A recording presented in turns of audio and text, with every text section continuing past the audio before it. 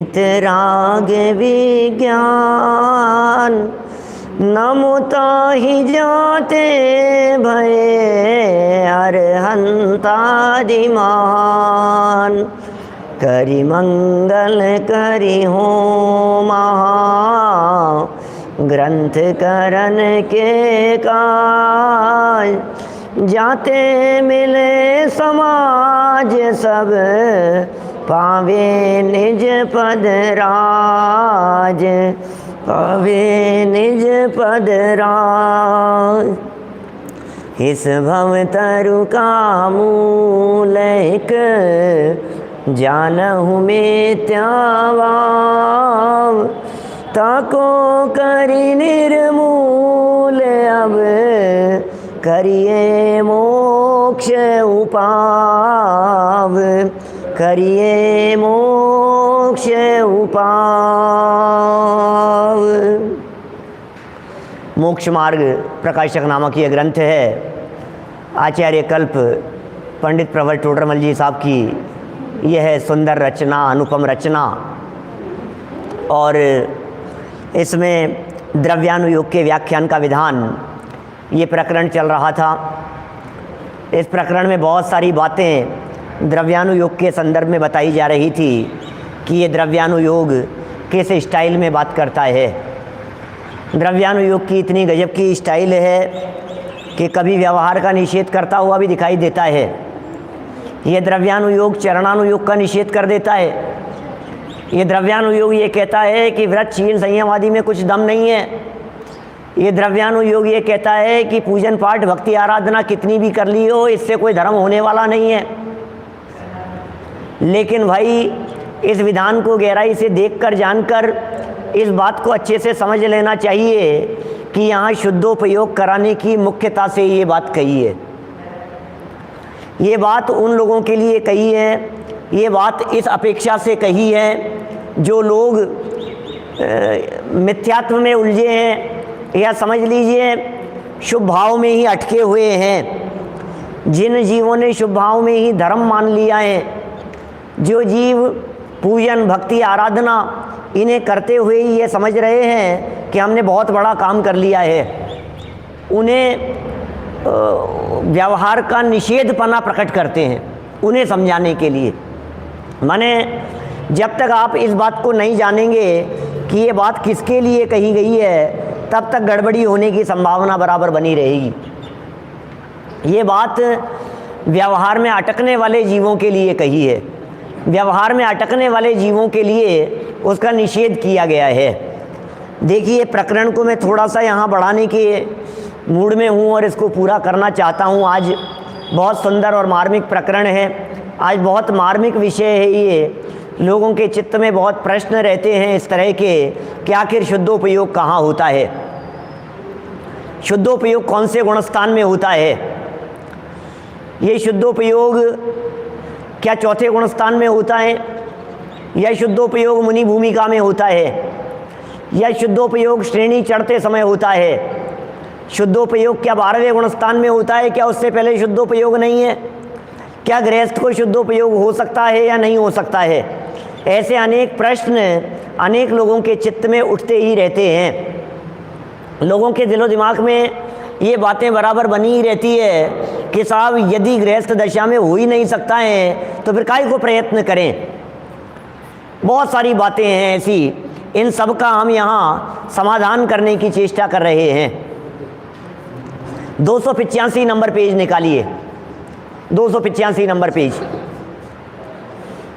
थोड़ा सा टेबल हिलती सी लग रही है मुझे, तो यदि कुछ आरजेव देखना बेटा, ऐसा लग रहा है कि ये हिल रही है, कैमरा भी हिल रहा है, इसलिए देखने वालों को भी थोड़ा सा ऐसा लग रहा होगा कि ये क्या हो रहा है।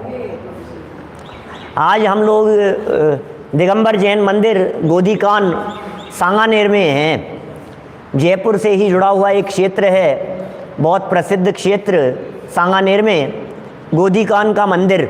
यहाँ आज हम लोग हैं, सभी काफ़ी लोग हम लोग यहीं आ गए हैं। यद्यपि कोरोना का प्रकोप थोड़ा ज़्यादा है, लेकिन उसके बावजूद भी सोशल डिस्टेंसिंग का ध्यान में रखते हुए यहाँ बराबर बैठ करके स्वाध्याय का लाभ ले रहे हैं। देखिए क्या कह रहे हैं यहाँ 285 नंबर पेज और नीचे से दूसरा पैराग्राफ, बात को यहीं से बढ़ाएंगे। तथा द्रव्यानुयोग में भी चरणानुयोगवत ग्रहण त्याग कराने का प्रयोजन है। द्रव्यानुयोग में भी प्रयोजन क्या है? बोले लगता तो ऐसा है चरणानुयोग जैसा लगता है, ग्रहण त्याग, लेकिन छद्मस्त के बुद्धि गोचर परिणामों की अपेक्षा से ही कथन है भैया, परिणामों की अपेक्षा से कथन है। विशेष इतना है कि चरणानुयोग में क्रिया की प्रधानता है और द्रव्यानुयोग में आत्म परिणामों की मुख्यता है। क्या फर्क है दोनों में? चरणानुयोग में भी और द्रव्यानुयोग में भी, दोनों में ही क्रियाओं की बात कर रहे हैं ना। चरणानुयोग में तो क्रिया होनी चाहिए, द्रव्यानुयोग में तो क्रिया की बातें नहीं होनी चाहिए जैन साहब। माने द्रव्यानुयोग तो भाई, द्रव्यानुयोग तो अनुभव की बात करे, शुद्धता की बात करे, तो ये कह रहे हैं भैया द्रव्यानुयोग में जो क्रियाओं की बात है वो क्रिया मात्र की बात नहीं है, वो परिणाम सहित क्रिया की बात है, भावों की बात है। देखिए बहुत सुंदर शब्दावली का प्रयोग किया है। हिंदी में 285 नंबर पेज है, गुजराती में 296 नंबर पेज है। क्या कह रहे हैं यहाँ? बाह्य क्रिया की मुख्यता से वर्णन तो चरणानुयोग में है और द्रव्यानुयोग में आत्म परिणाम, परिणाम भाव, सारा खेल भावों का है। द्रव्यानुयोग भावों को पकड़ता है। भैया पूजन करने के लिए बैठे हो, भैया दर्शन कर रहे हो, भैया ये तो बतलाओ क्या आप ये तो बतलाइए कि आपके भाव कहाँ जा रहे हैं। उपवास तो कर लिए 3 दिन के, आपके भाव कहाँ हैं? माने कुल मिलाकर के ये द्रव्यानुयोग भाव पकड़ने की बात करता है। देखिए अब हम अपने मूल विषय पर आते हैं, शुभ अशुभ शुद्धोपयोग संबंधी प्रकरण की तरफ। क्या कह रहे हैं? देखिए उपयोग के शुभ अशुभ शुद्ध ऐसे 3 भेद कहे हैं, 3 भेद कहे हैं उपयोग के। एक शुभोपयोग, एक अशुभोपयोग और एक शुद्धोपयोग, सब जानते हैं। थोड़ा सा इनको यहाँ परिभाषित कर रहे हैं पंडित जी साहब, ठीक है ना। उपयोग के शुभ अशुभ शुद्ध ऐसे 3 भेद कहे हैं। वहाँ धर्मानुराग रूप परिणाम वह शुभोपयोग। शुभोपयोग क्या है? धर्म नहीं है शुभोपयोग, शब्द ध्यान देना क्या कह रहे हैं पंडित जी। शुभोपयोग धर्म नहीं है, धर्मानुराग। क्या? धर्मानुराग, इसका मतलब जहाँ राग है क्या वहाँ शुभोपयोग है। लेकिन उस राग की दिशा क्या है? बोले राग की दिशा पंच परमेष्ठी है। राग की दिशा क्या है? बोले आत्मा है।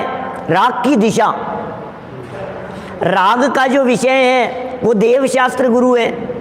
राग का जो विषय है वो जिनेंद्र देव हैं, देव शास्त्र गुरु हैं, भक्ति पूजन आदि के हैं। ये जब राग का विषय बनता है तो यहाँ उसे धर्मानुराग कह दिया जाता है और वह धर्मानुराग वह शुभोपयोग है। देखिए यद्यपि उपयोग और परिणाम में अंतर है, यहाँ इसे शुभ परिणाम के अर्थ में ही शुभोपयोग जानना चाहिए। क्या? शुभ भाव के अर्थ में ही जानना चाहिए। विशेष चर्चा फिर करेंगे कभी। देखिए बात क्या है यहाँ कि धर्मानुराग रूप परिणाम वह तो शुभोपयोग है और पापानुराग रूप, पाप अनुराग वह द्वेष रूप परिणाम वह शुभोपयोग है। शुभोपयोग हो गया माने देखिए हमारा जो उपयोग है, हमारा जो चित्त है, मन है, ज्ञान का परिणमन है, उस ज्ञान का विषय क्या बन रहा है? क्या माने हमारे परिणामों का विषय क्या बन रहा है? परिणामों का विषय यदि देवशास्त्र गुरु तो शुभ, और यदि हमारे परिणामों का विषय घर गृहस्थी, परिवार, बिजनेस, व्यापार, रोजगार तो पाप, अशुभ। और यदि उन परिणामों का विषय अपना त्रिकाली ध्रुव आत्मा तो शुद्ध। ख्याल में आ गई बात? माने जैसा विषय वैसा उस उपयोग का नामकरण, जैसा विषय उसके अनुसार उस उपयोग को देखा जाएगा। तो बात क्या कह रहे हैं कि आपने विषय किसे बनाया कि साहब घर गृहस्थी विषय बन रही है, बोले पाप है। बिजनेस विषय बन रहा है, बोले पाप है, पाप परिणाम है। कि साहब क्या विषय बन रहा है कि साहब हमारा तो विषय बन रहा है देवशास्त्र गुरु, ये विषय बन रहा है, तो बोले शुभ है। और क्या विषय बन रहा है, बोले शुद्ध आत्मा विषय बन रहा है, तो बोले शुद्धोपयोग है। तो कब पापोपयोग, पाप रूप उपयोग है, कब पुण्य रूप उपयोग है, और कब शुद्धोपयोग है, कब अशुभोपयोग था, कब शुभोपयोग था, और कब शुद्धोपयोग हो गया, ये बात समझा रहे हैं। देखिए यहाँ तीनों हो गए। और राग द्वेष रहित परिणाम व शुद्धोपयोग, ऐसा कहा है। राग रूप परिणाम, राग की दिशा, जिनेंद्र देव थे, 9 देवता थे राग की दिशा में, तब तो शुभ राग था। और अन्य हो गए तो अशुभ हो गया। और कह रहे हैं राग द्वेष दोनों ही नहीं हो तो फिर शुद्धोपयोग है। राग द्वेष दोनों नहीं होने पर इसका मतलब शुद्धोपयोग में राग द्वेष नहीं होता। अब ध्यान देना क्या कहना चाह रहे हैं। मैं उस शुद्धोपयोग को कौन से गुणस्थानों में कहाँ कहाँ होता है वहां तक ले जाना चाह रहा हूं आपको। शुद्धोपयोग जब होता है वहां राग द्वेष नहीं होते, और जहां तक राग द्वेष होते हैं वहां तक शुद्धोपयोग नहीं होता। अभी वही तो कह रहे हैं, अभी देखना, अभी समझना क्या है मैटर। अभी इस बात को यहां समझाने की चेष्टा कर रहे हैं। देखिए जरा बात क्या है। सो इस छद्मस्त के बुद्धि गोचर परिणामों की अपेक्षा वे कथन है। राग द्वेष हो रहे हैं कि नहीं हो रहे हैं, ये कथन किस अपेक्षा से किया है, बोले बुद्धि गोचर परिणामों की अपेक्षा से किया है। आपके बुद्धि में क्या बात आ रही है, बुद्धि में क्या है, बुद्धिपूर्वक की तो चर्चा चलेगी। बुद्धिपूर्वक अबुद्धिपूर्वक की बहुत सुंदर चर्चा ये अपने समय सार ग्रंथ में 171, 172 इन गाथाओं में आई है। बहुत सुंदर चर्चा। पांडे राजमल जी कलश टीका में अलग तरह की बात कहते हैं, जयचंद जी छाबड़ा अलग प्रकार की बात कहते हैं। कहाँ क्या बात लागू होती है उसे बहुत गहराई से देखना चाहिए। बुद्धिपूर्वक क्या है, अबुद्धिपूर्वक क्या है। बुद्धिपूर्वक राग किसका नाम, जो राग हमारे पकड़ में आ रहा है वो बुद्धिपूर्वक राग है, और जो राग हमारे पकड़ में नहीं आ रहा है वो अबुद्धिपूर्वक राग है। क्या और विशेष प्रकार से ऐसा कहते हैं कि छठे गुणस्थान तक बुद्धिपूर्वक है और 7वें गुणस्थान से आगे अबुद्धिपूर्वक है। और सूक्ष्मता में जाकर के बात करो तो जहाँ तक राग की सत्ता है वहाँ तक राग है, और जहाँ सत्ता नहीं है वहाँ राग का अभाव है, 12वें में जाएगा। अभी यहाँ क्या समझा रहे हैं, छद्मस्त के बुद्धि गोचर परिणाम की अपेक्षा ये कथन है, करणानुयोग में कषाय शक्ति की अपेक्षा गुणस्थानों में संक्लेश विशुद्ध परिणामों की अपेक्षा निरूपण किया है, वो विवक्षा यहाँ नहीं है। भैया झगड़ा नहीं है कहीं भी, सारा समाज झगड़ रहा है, पढ़े लिखे लोग झगड़ रहे हैं इस मुद्दे पर, पढ़े लिखे लोग आपस में विवाद कर रहे हैं शुद्धोपयोग कौन से गुणस्थान में हो रहा है। क्या नहीं पढ़े लिखे लोगों में तो कोई विवाद नहीं है, सारा विवाद पढ़े लिखे लोगों का दिखाई देता है। क्या देखो क्या कह रहे हैं यहाँ, भैया करणानुयोग में तो कषाय शक्ति की अपेक्षा से चर्चा होगी और द्रव्यानुयोग में छद्मस्त के बुद्धि गोचर चर्चा होगी। क्या अभी विवक्षा समझ लो तो सारे झगड़े मिट जाएंगे, और विवक्षा नहीं समझो तो झगड़ते रहो जिंदगी भर। उसमें क्या है, ये झूठ बोलते हैं, इनकी बात गलत है, इनकी बात सही नहीं है। अरे भैया इतना तो नक्की है कि ये आध्यात्मिक मुमुक्षु समाज ये द्रव्यानुयोग वाला है, इतना तो नक्की है ना। क्यों साहब, द्रव्यानुयोग की मुख्यता से कथन करने वाले लोग हैं, ये तो नक्की हैं। और हम ये बात भी जानते हैं कि हमारे जो साधर्मी दूसरे साथी लोग हैं वे लोग सब करणानुयोग की मुख्यता वाले लोग हैं। हमारे जितने मित्र लोग हैं वो करणानुयोग की मुख्यता वाले हैं। नहीं, कर्णानुयोग जो विद्वत्ता है ना, ये तो हाँ, तो कर्णानुयोग जो है इसकी मुख्यता से कथन करते हैं विद्वान कुछ, एक पक्ष, और दूसरा पक्ष ऐसा जिनके चित्त में आध्यात्मिक दृष्टिकोण है, वो द्रव्यानुयोग से बात करता है। आप शायद इशारा समझ गए होंगे कि द्रव्यानुयोग और कर्णानुयोग इन विवक्षाओं को देखने से ही झगड़े का निपटारा होगा। क्या चौथे गुणस्थान में सम्यक दर्शन नहीं माने भाई साहब, वो तो शायद जैन विद्वान ही नहीं है। क्या जो व्यक्ति चौथे गुणस्थान में सम्यक दर्शन नहीं मानता है, वो व्यक्ति तो जैन विद्वान ही नहीं है। क्यों? कोई हेतु दे सकते हो, बता सकते हो? आप लोग सब समझदार हर जगह नहीं, वो नहीं, मेरी बात सुना रहे भाई, आप तो बहुत गहराई में चले गए, हम तो मोटी मोटी बात कर रहे हैं। सुनो, जो व्यक्ति चौथे गुणस्थान में सम्यक दर्शन नहीं माने, वो व्यक्ति जैन विद्वान नहीं हो सकता। इसके पीछे क्या हेतु है? इसके पीछे सबसे बड़ा हेतु है कि उसे गुणस्थानों के नाम ही नहीं पता। क्या बिल्कुल मोटी बात हो गई ना ये तो, इससे ज्यादा मोटी बात और क्या होगी बोलो? गुणस्थानों के नाम ही नहीं पता। गुणस्थानों के नाम बताओ जल्दी से फटाफट। कह रहे गुणस्थानों के नाम क्या बतलाएं साहब? मिथ्यात्व, सासाधन, मिश्र। चौथे गुणस्थान का नाम क्या है? चौथे गुणस्थान का नाम क्या है? अविरत, सम्यक। अरे सम्यक दर्शन तो चौथे गुणस्थान का नाम है। चौथे गुणस्थान में सम्यक दर्शन कैसे नहीं मानोगे आप? क्या?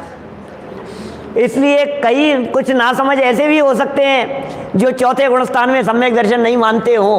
अब उनकी क्या बात करें भाई साहब, छोड़िए उनकी बात। तो अब बात तो ऐसी है, चौथे गुणस्थान में शुद्धोपयोग होता है कि नहीं होता है? बात वो है, चौथे गुणस्थान में शुद्धोपयोग है या नहीं है, वो प्रकरण है। आगे बढ़ रहे हैं हम लोग, पेज नंबर निकालिए 286। 286 नंबर पेज देखिए, पहला ही पैराग्राफ है। मैंने पूर्व में भी आलोक जी भाई साहब कई बार इसकी तरफ ध्यान आकर्षित किया है, आज ये प्रकरण हमारे सामने ही आ गया है। इतना महत्वपूर्ण प्रकरण है, गंभीरता से एक बार देखना चाहिए। क्या कर्णानुयोग में तो रागादि रहित शुद्धोपयोग यथाख्या चारित्र होने पर होता है, वह मोह के नाश से स्वयमेव होगा। टोडरमल जी लिख रहे हैं भाई साहब, ये टोडरमल जी लिख रहे हैं। टोडरमल जी की बात तो पक्की है, इसमें कोई शंका नहीं है। बोले कर्णानुयोग की विवक्षा में कब होगा शुद्धोपयोग? तो कह रहे हैं रागादि रहित, जब ये जीव रागादि रहित हो जाएगा ना, तब शुद्धोपयोग होगा। बोले रागादि रहित कब होता है? तो बोले रागादि रहित तो होता है यथाख्या चारित्र होने पर। क्या रागादि रहित कब होता है? जब इस जीव के यथाख्या चारित्र हो जाता है। आप जानते हैं चारित्र 5 प्रकार के हैं। क्या चारित्र 5 प्रकार के हैं? सामायिक, छेदोपस्थापना, परिहार विशुद्धि, सूक्ष्म सांपराय और यथाख्यात। इनमें जो यथाख्यात चारित्र है ये 11वें, 12वें, 13वें, 14वें गुणस्थान में है। यथाख्यात चारित्र, यथाख्यात चारित्र तब होता है जब ये जीव कषाय रहित हो जाता है।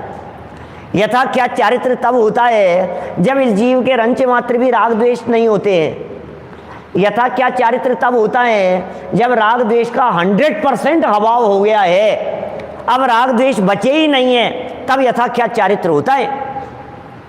तो एक बात तो ये हो गई कर्णानुयोग की विवक्षा से। बोले जब तक राग है तब तक शुद्धोपयोग नहीं हो सकता, जब तक राग द्वेष है तब तक शुद्धोपयोग नहीं हो सकता। तो फिर कहाँ होगा? बोले 11वें गुणस्थान में शुद्धोपयोग होगा। क्या शुद्धोपयोग कौन से गुणस्थान में? बोले 11वें गुणस्थान में। कि क्या बात कर रहे हो पंडित जी साहब, आपसे ये उम्मीद नहीं थी। 11वें गुणस्थान में जाकर के शुद्धोपयोग बताओगे आप? आपसे तो ये बिल्कुल उम्मीद नहीं है हमारे को। 11वें गुणस्थान में शुद्धोपयोग? हाँ जी, इस अपेक्षा से बात की जाए तो कर्णानुयोग वाला शुद्धोपयोग इस पंचम काल में होता ही नहीं है। मैं नहीं कह रहा हूं, पंडित जी की लाइन पढ़ रहा हूं। क्या पंडित जी क्या कह रहे हैं? अब देखो झगड़ा तो निपटाना पड़ेगा ना। हमने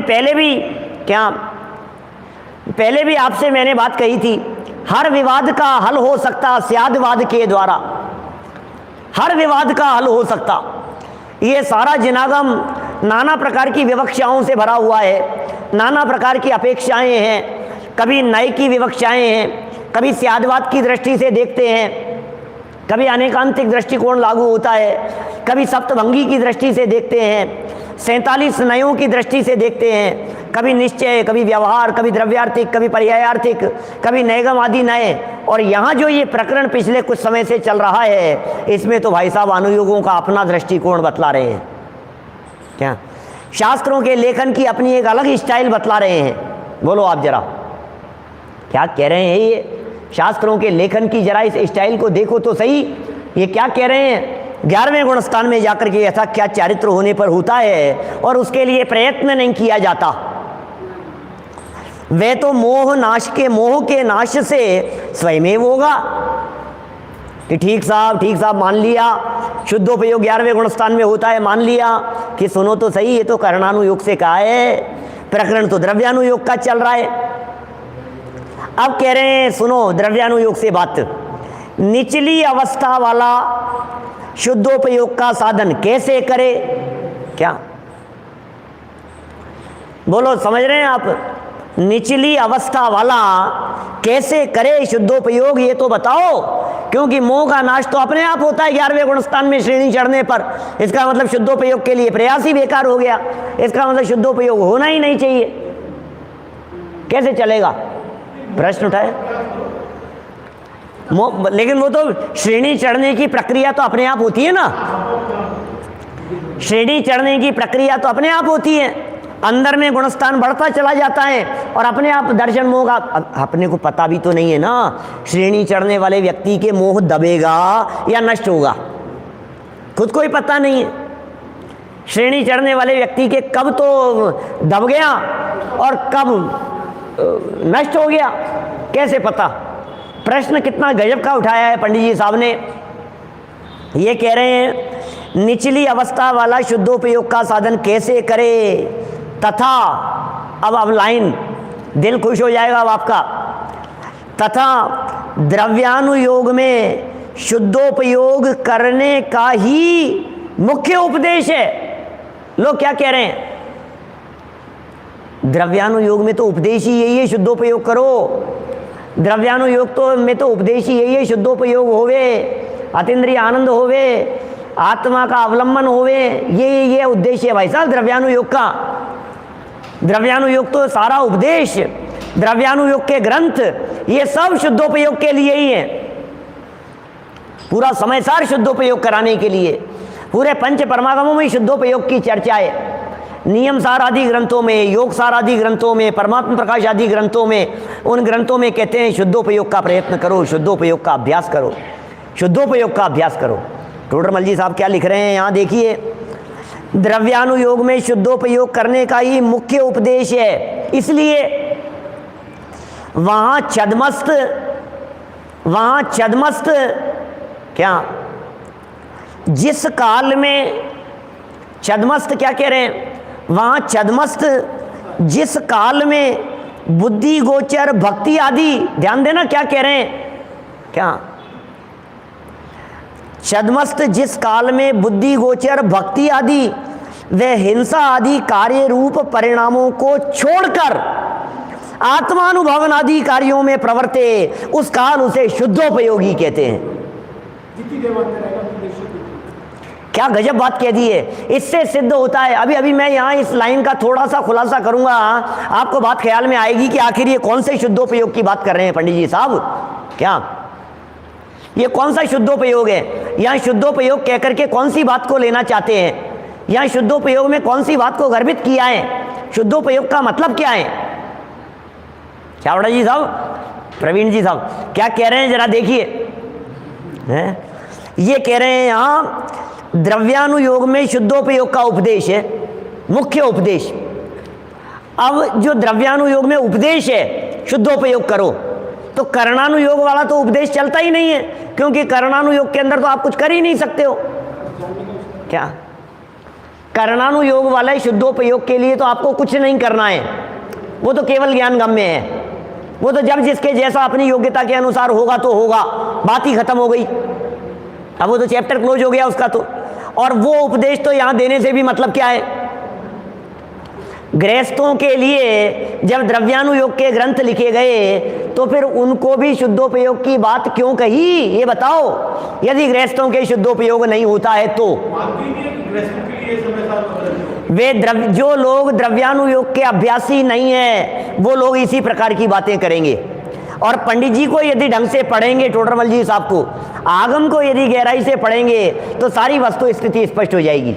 आगम क्या कह रहे हैं? अभी देखो लाइन देखना जरा, जितेंद्र जी साहब जरा लाइन देखना क्या कह रहे हैं। ये कह रहे हैं छद्मस्त जिस काल में, छद्मस्त का मतलब तो समझ गए, छद्मस्त माने 12वें गुणस्थान से नीचे वाला, 12वें गुणस्थान तक। जो जीव केवल ज्ञानी नहीं है, जो जीव भगवान नहीं बन गया है, वो सब छद्मस्त है, बराबर। अब छद्मस्त, अब कौन से छद्मस्त की बात है यहां? जिस काल में बुद्धि गोचर भक्ति आदि, इसका मतलब उस छद्मस्त की बात है जो भक्ति करता है। बात समझ रहे हैं? उस छद्मस्त की बात है जो भक्ति करता है। इसका मतलब 10वें गुणस्थान वालों की बात नहीं है, 9वें गुणस्थान वालों की बात नहीं है, 6ठे 7वें गुणस्थान वर्ती मुनिराजों की बात भी नहीं है, क्योंकि मुनिराज भी भक्ति नहीं करते। क्या बुद्धि गोचर भक्ति की बात कर रहे हैं? मुनिराजों के जीवन में जो भक्ति होती है वो अबुद्धि पूर्वक भक्ति होती है। अच्छा, और स्पष्ट करूं थोड़ा सा, अगला वाक्य पढ़ लीजिए। बुद्धि गोचर भक्ति आदि दे हिंसा आदि कार्यों रूप परिणामों को छोड़कर, इसका मतलब हिंसा आदि कार्यों का परिणाम किसके होता है? मुनिराज तो महाव्रती हैं, मुनिराज के तो होता ही नहीं है। हर जगह समझ में आ रही है बात? मुनिराज तो महाव्रती हैं, मुनिराज के जीवन में तो हिंसा नहीं है, झूठ नहीं है, चोरी नहीं है, कुशील नहीं है, परिग्रह नहीं है, और इनका परिणाम भी नहीं है। इसका मतलब द्रव्यानुयोग में जिस शुद्धोपयोग की चर्चा कर रहे हैं वो शुद्धोपयोग उन लोगों के बतला रहे हैं जो लोग बुद्धिपूर्वक हिंसा छोड़े, बुद्धिपूर्वक भक्ति आदि भी छोड़े और अपने उपयोग को अपने आत्मा में लगाए, बुद्धिपूर्वक रोक करके।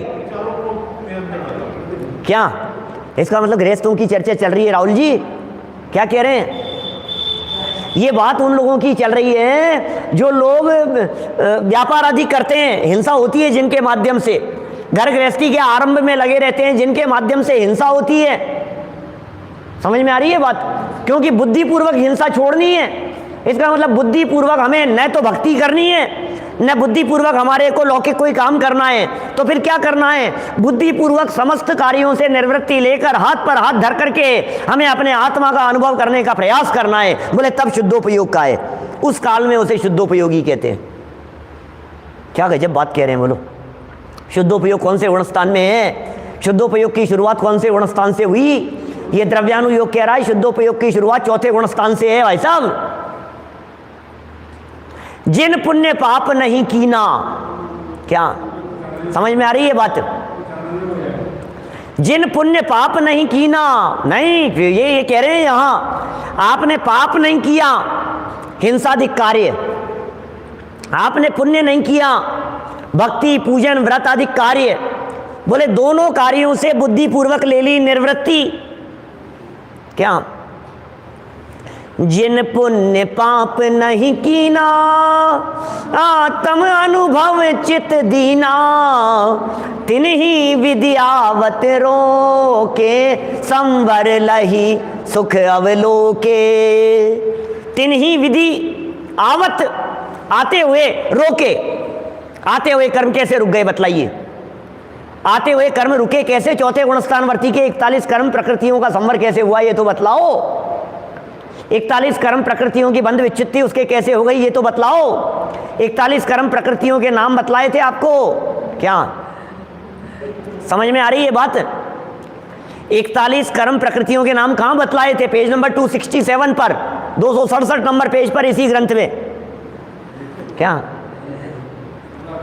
267 नंबर पेज पर 41 कर्म प्रकृतियों के आश्रम निवृत्ति की बात कही थी। बहुत सुंदर। सामने पूछ रहे हैं छद्मस्त क्यों लिखा? गृहस्थ लिखना चाहिए था, क्या गृहस्थ लिखना चाहिए था ना, लेकिन निचली भूमिका लिख रहे हैं ना, और इससे ज़्यादा क्या लिखें। अकेला इन्होंने यहाँ ये नहीं लिखा है कि छदमस्त, यहाँ लिखा है निचली भूमिका वाला छदमस्त। क्या समझ में आ रही है बात। और यदि छदमस्त निचली भूमिका वाला नहीं देना होता तो फिर 11वें गुणस्थान में यथा क्या चारित्र कहा ही है, फिर तो बात ही खत्म हो गई। और स्पष्ट शब्दों में दो बातें यहां कह रहे हैं, एक हिंसादिक का त्याग और दूसरा बुद्धिपूर्वक भक्ति आदि का त्याग। आदि को छोड़कर क्या क्या छोड़ने की कह रहे हैं। यदि अकेले बुद्धि गोचर भक्ति आदि के छोड़ने की बात कहते तब तो हम समझ लेते शायद 6ठे 7वें गुणस्थानवर्ती मुनिराजों की बात होगी, लेकिन ये बुद्धि गोचर हिंसादि कार्य रूप परिणामों को भी छोड़ने की बात कह रहे हैं। इससे ये बात सिद्ध होती है कि ये बात मुनिराजों के लिए नहीं है, द्रव्यानुयोग है भाई साहब, द्रव्यानुयोग है। और फिर इनको छोड़कर आत्मानुभवन आदि कार्यों में प्रवृत्ते, कैसे प्रवर्तन आए। अरे साहब आपने पूजा भी छोड़ने की कह रहे हो, भक्ति भी छोड़ने के लिए कह रहे हो, और आपने हिंसादिक के लिए भी छोड़ने के लिए कह रहे हो, तो करूं क्या। एक तो वो जीव था आभासी जो पीछे 7वें अध्याय में कहा था, न तो व्यापार करता है न मंदिर आकर के पूजन करता है, तो चद्दर ओढ़ करके सोया पड़ा रहता है। एक तो वो जीव था, वो कहता है पाप करने लायक नहीं है, पुण्य करके क्या कर लूंगा, धर्म तो होता नहीं है, और चद्दर ओढ़ करके सोता है। उसकी तो बात ही नहीं है यहां पर। तो फिर यहां किसकी बात चल रही है।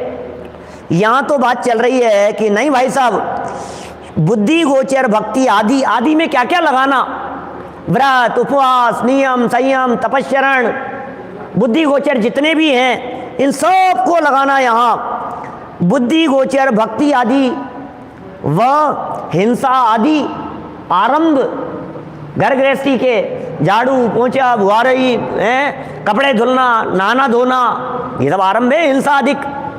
बोले इन कार्य रूप परिणाम को छोड़कर, क्या कह रहे हैं, क्रिया नहीं, अकेली क्रिया की बात नहीं कर रहे हैं। क्या अकेली क्रिया की बात नहीं कर रहे हैं, यहां तो परिणाम की बात कर रहे हैं। समझ में आ रही है बात। मुनिराज भी भक्ति करते हैं, लेकिन मुनिराज के हिंसादिक प्रवृत्ति यहां तो नहीं होती, और हिंसादिक भी होती हो तो ये कदाचित, क्योंकि चलने फिरने में होती है ना, ये कह रहे हैं बुद्धिपूर्वक हिंसादिक तो बिल्कुल नहीं होती। ये तो कह रहे हैं बुद्धिपूर्वक हिंसादिक को छोड़कर, इन परिणामों को छोड़कर, इन परिणामों को रोककर आत्मानुभवन आदि कार्यों में प्रवर्ते। क्या बुद्धिपूर्वक इनको छोड़कर आत्मा के अनुभव आदि कार्यों में प्रवर्ते।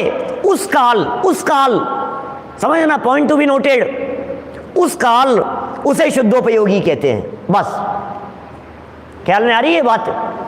उस काल में शुद्धोपयोगी है, बाहर निकल जाएगा तो अशुभ भी करेगा। हो सकता है ना, क्यों नहीं। उस काल का मतलब क्या है पाटनी जी इंदौर से। उस काल का मतलब ये है कि जब उस काल से बाहर निकलता है वो जीव तो फिर भक्ति भी करता है भगवान की। जब उस काल से बाहर निकलता है तो भगवान की पूजन भी करता है। जब उस काल से बाहर निकलता है तो व्रताधिक भी करता है।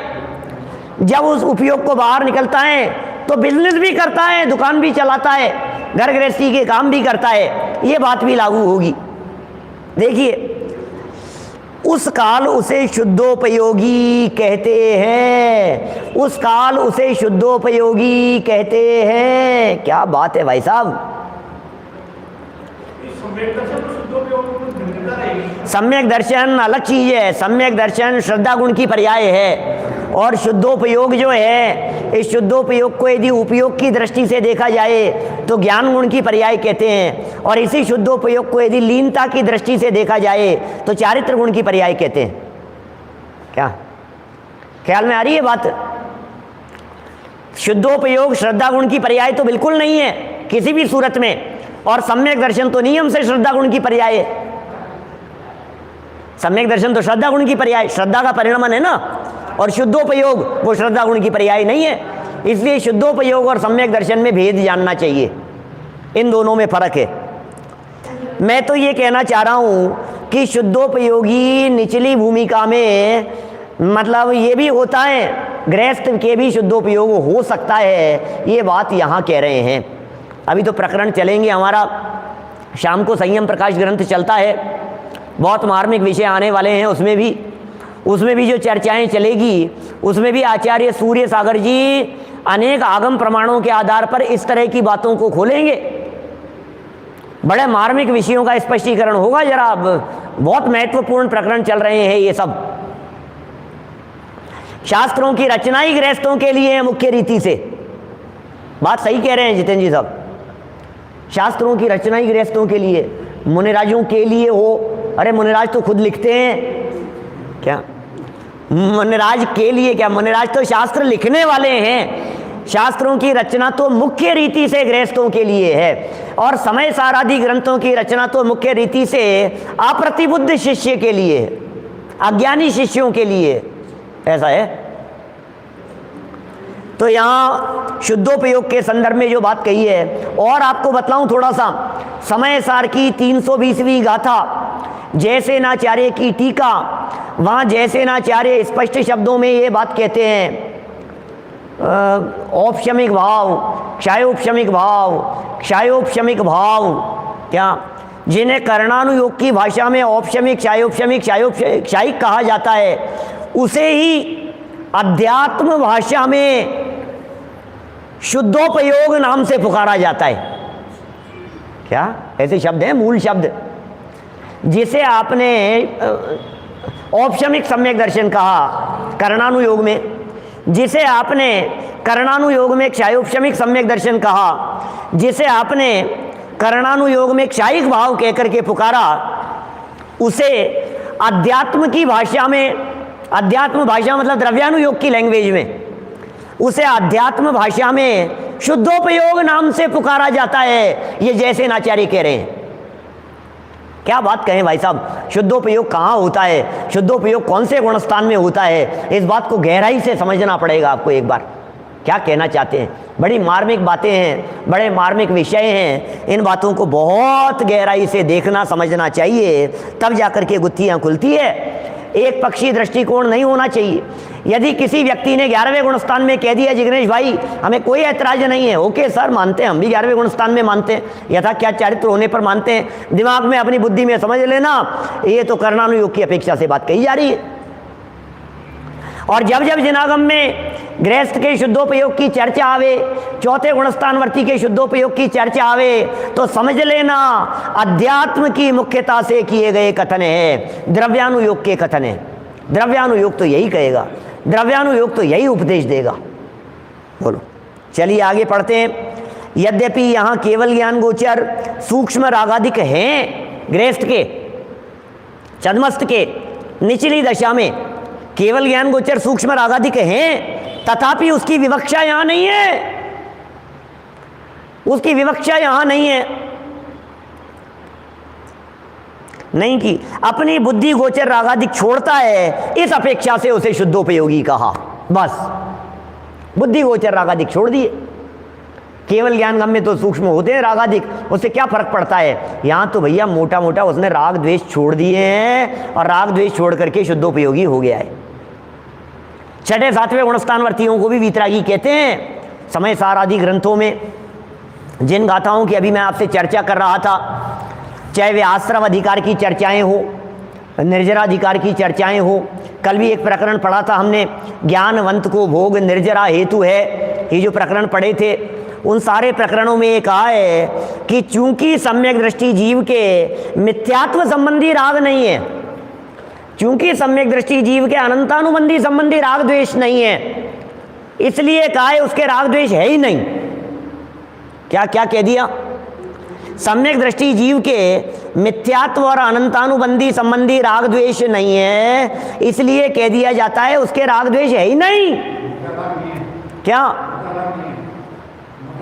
मोटा राग नहीं है, मोटा मोटा चला गया, मोटा मोटा कर्जा उतर गया, मोटी मोटी बातें सब धुल गई, मोटी मोटी गंदगी निकल गई, साफ हो गया, अब तो बारीक बचा है, कोई बात नहीं, वो भी दिखाई नहीं देता है। आप सामने से बैठे हो, आपको दिखाई नहीं दे रहा है कि यहाँ निशान लगा हुआ है क्या? लगा था, धुल गया, अब बहुत बारीक बचा है कि कितना बारीक है कि चश्मा लगा करके देखने पर बहुत बारीकी से दिखता है कोई हल्का सा, इसको क्या कहेंगे? है ही नहीं, खत्म ही हो गया, ऐसा ही तो कहा जाएगा। और क्या है? क्या देखिए बात क्या कह रहे हैं यहाँ, बुद्धि गोचर रागादिक छोड़ता है, इस अपेक्षा उसे शुद्धोपयोगी कहते हैं। किसको कहते हैं बुद्धिपूर्वक शुद्धोपयोगी? बुद्धि गोचर रागादिक नहीं है इसलिए निचली भूमिका वाले को शुद्धोपयोगी कह देते हैं। चलिए, इस प्रकार स्वपर श्रद्धानादिक होने पर सम्यक्त्वादि कहे, स्व पर श्रद्धान होने पर, श्रद्धानादि होने पर, श्रद्धान ज्ञान आचरण होने पर सम्यक्त्वादि कहे,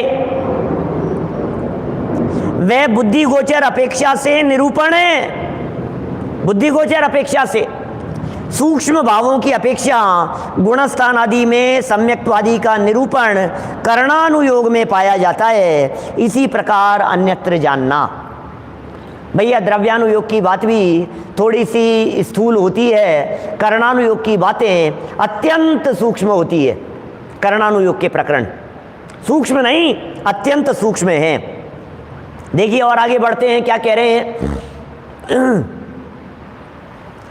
इसलिए द्रव्यानुयोग के कथन की विधि करणानुयोग से मिलाना चाहे तो कहीं तो मिलती है, कहीं नहीं मिलती है। झगड़ा ये हो रहा है, करणानुयोग की विधि द्रव्यानुयोग से मिलाना चाह रहा है, द्रव्यानुयोग की विधि करणानुयोग से मिलाना चाह रहा है। करणानुयोग में कथन किया है, ये द्रव्यानुयोग से निषेध कर रहे हैं, ये द्रव्यानुयोग का कथन पढ़ रहे हैं, ये करणानुयोग से उसे काट रहे हैं, और आपस में तू मैं हो रही है। समझना, कोई नहीं चाह रहा है जनागम पढ़ करके, शास्त्र पढ़ करके समझो भैया, आगम पढ़ करके समझो, आगम क्या कह रहे हैं, शास्त्रों की बात शास्त्रों के अनुसार समझो। वीतरागी संतों की बातों को यदि उनके अभिप्राय अनुसार नहीं समझोगे तो अर्थ का अनर्थ करते रहोगे आप, और क्या होगा? अनर्थ ही होता रहेगा। यदि आप अनर्थ नहीं करना चाहते हैं क्या किसी भी प्रकार का, तो ये कह रहे हैं टोडरमल जी साहब, सावधानी, द्रव्यानुयोग के कथन की विधि करणानुयोग से मिलाना चाहे तो कहीं तो मिल जाएगी और कहीं नहीं मिलेगी। जिस प्रकार, उदाहरण भी देते हैं पंडित जी, समझाते हैं बात को, तो जिस प्रकार यथाख्यात चारित्र होने पर तो दोनों अपेक्षा शुद्धोपयोग है। यथाख्यात चारित्र होने पर माने 11वें गुणस्थान में तो सभी शुद्धोपयोग मानते हैं। बोलो आप 11वें गुणस्थान में शुद्धोपयोग मानते हो कि नहीं? मानते हैं। प्रमोद जी भाई साहब, आप 11वें गुणस्थान में शुद्धोपयोग मानते हो कि नहीं? क्यों नहीं मानेंगे 11वें गुणस्थान में, हमें क्या दिक्कत है?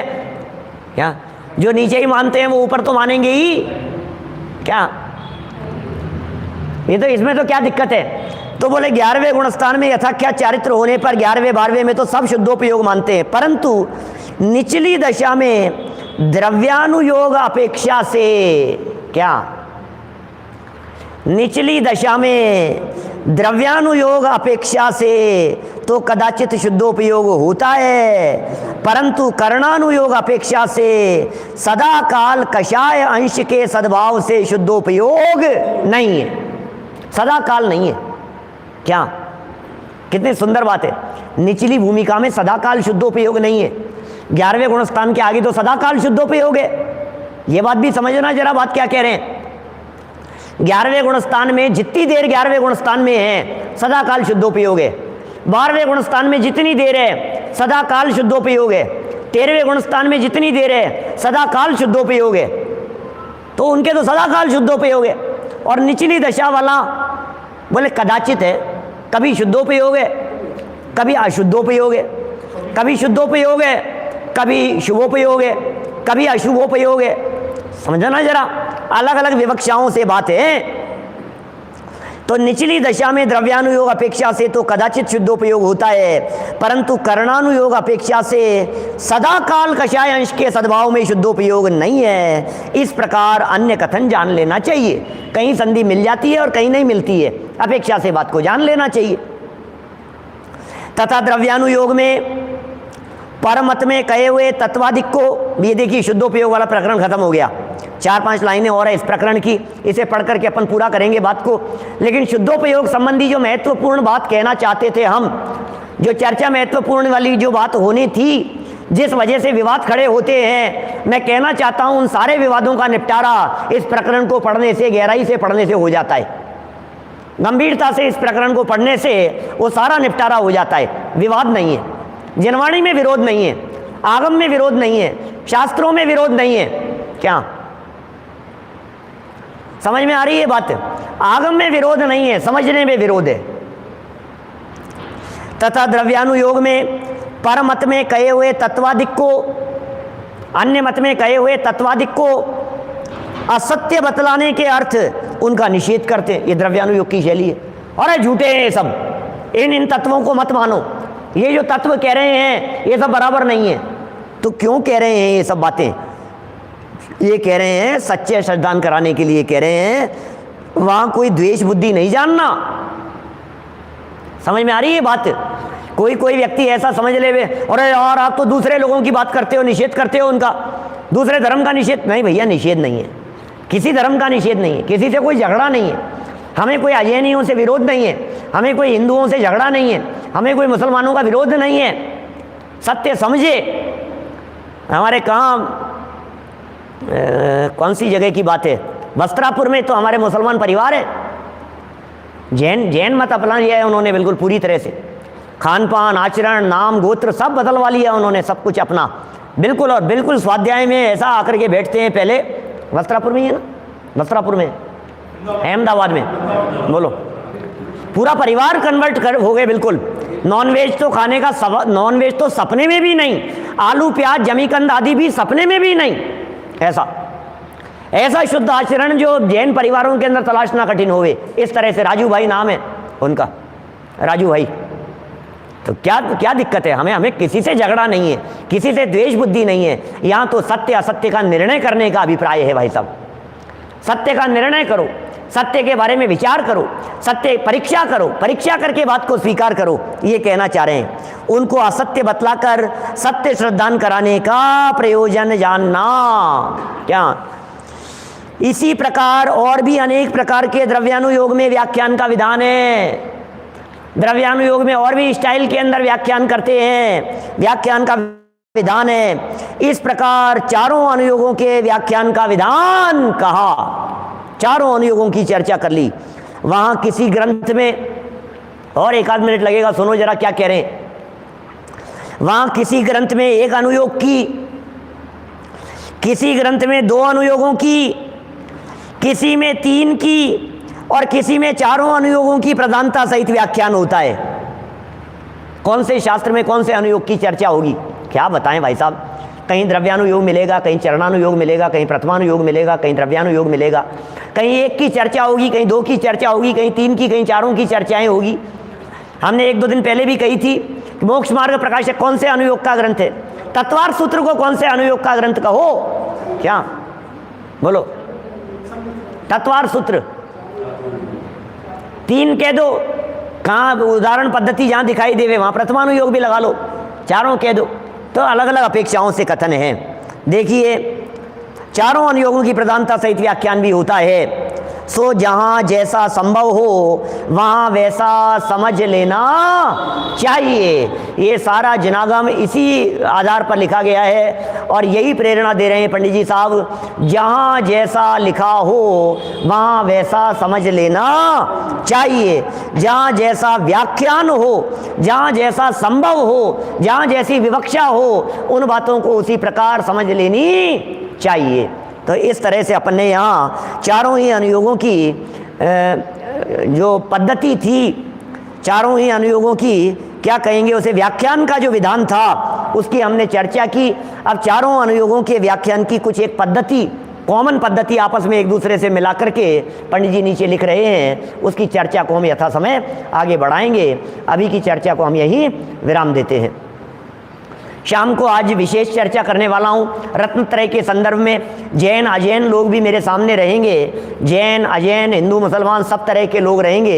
सबको दृष्टिगत रखते हुए सरल भाषा में श्रद्धान का क्या महत्व है, ज्ञान का क्या महत्व है, चारित्र का क्या महत्व है, श्रद्धान ज्ञान चारित्र इन तीनों की एकता मोक्ष मार्ग किस प्रकार से है, ये सब सुंदर चर्चा आज सायंकाल करने वाला हूँ। अभी जिनवाणी स्तुति, सभी लोग खड़े हो जाए जिनवाणी स्तुति। दर्शन यहाँ के मंदिर के दर्शन के लिए लोगों का कहना था, मैं अभी जिनवाणी स्तुति वगैरह के बाद में जिन लोगों को वापस लाइव आना हो, यहाँ बहुत सुंदर हमारे जिन मंदिर में दर्शन है, मैं 3 मिनट लगेंगे वापस 3-4 मिनट बाद में मैं वापस लाइव यहाँ के दर्शन कराने वाला हूँ। जय जय।